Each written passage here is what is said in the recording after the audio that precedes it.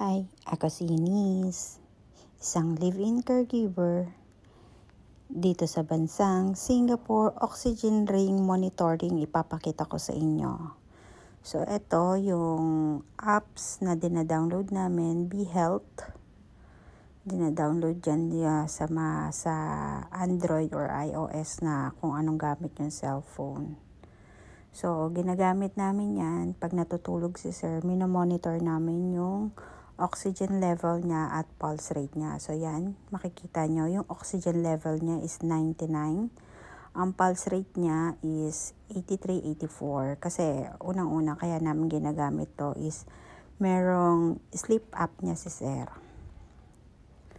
So, ayan. Ginagamit namin yan usually every night pag matutulog siya. Nakakonect yan sa cellphone namin. Tapos yung ring nakalagay sa paa niya. So ayan, yung history ng oxygen level niya. Tapos ano yung pinakamababang oxygen level niya. Kung ilang beses nag-fluctuate yung kanyang oxygen. So pag nagpa-fluctuate yung oxygen level niya, tinataas lang namin yung higaan, yung ulunan niya. So ayan. So, mamaya papakita ko sa inyo pag nagre-red yan, ibig sabihin, bumababa yung oxygen level niya, nagpa-fluctuate siya. Ayan. Mabilisan lang yan, minsan matagal. May graph yan dyan. So, ayan, nakikita nyo, nag-75. Sobrang baba, tapos aakyat yan. Yan yung nakamonitor sa cellphone namin. Tapos, pag ganyan, minsan, ginigising namin siya, kaya tinataas namin yung ulo niya. Kasi minsan humihinto yung pagtibok ng heart niya ng seconds. Hino-hold niya yung breath niya.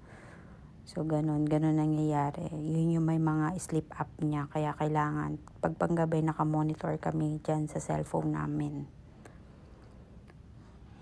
Tingnan nyo, nakikita nyo yung graph na yan, diba? So, ayan, yung mga history. Tapos, pag tinatanggal namin, nagre-refresh siya.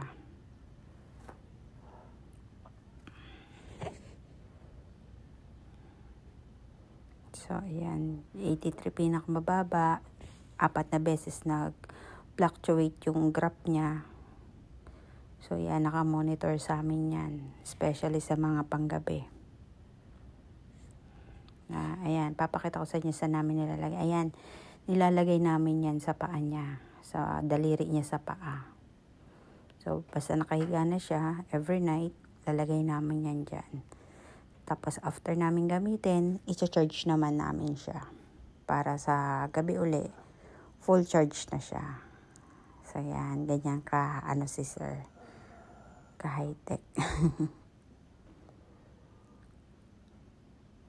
So, charge time na. So, yun lang po.